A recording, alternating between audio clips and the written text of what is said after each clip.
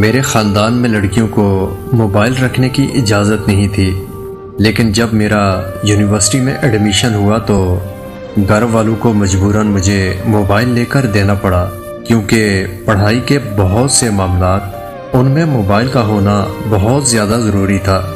University میں میری ایک دوست نے مجھے فیس بک استعمال کرنے کا مشورہ دیا، تو میں نے فیس بک پر اپنا اکاؤنٹ بنا لیا۔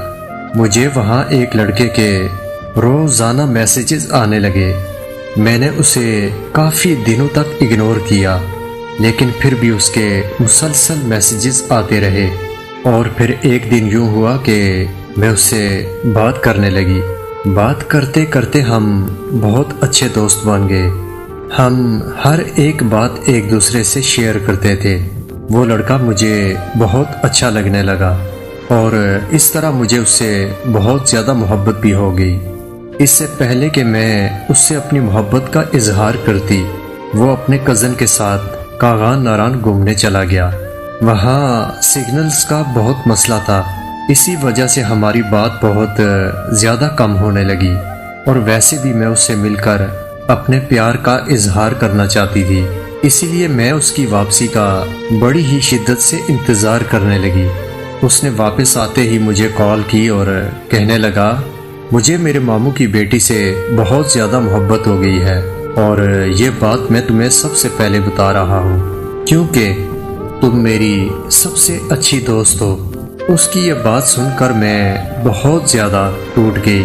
میرے پاس خاموشی کے علاوہ اور کچھ بچا ہی نہیں۔ پھر وہ اپنی کزن کے عشق میں مگن ہو گیا، اور میں اس کے ہجر میں پل پل تڑپنے لگی۔ ہر وقت بس اپنی تقدیر پہ روتی رہتی تھی کہ یہ کیسی محبت ہے جس میں اظہار بھی نہیں کر سکتی۔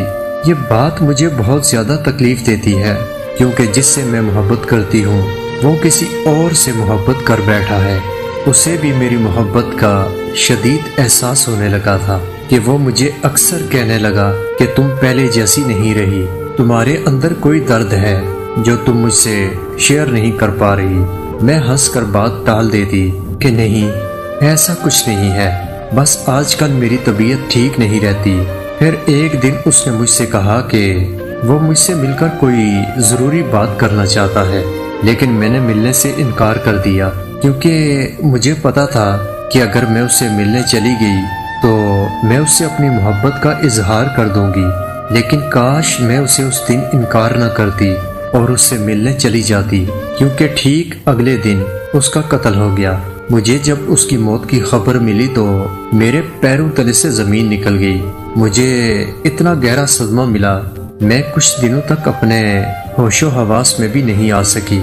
اس کو دنیا سے گئے ہوئے 2 سال ہو چکے ہیں۔ آج بھی میرے دماغ میں ایک ہی بات چل رہی ہے کہ وہ مجھ سے کیا ضروری بات کرنا چاہتا تھا۔ کیا اسے بھی مجھ سے محبت ہو گئی تھی، یا پھر وہ میرے چپ رہنے پر مجھ سے بات کرنا چاہتا تھا؟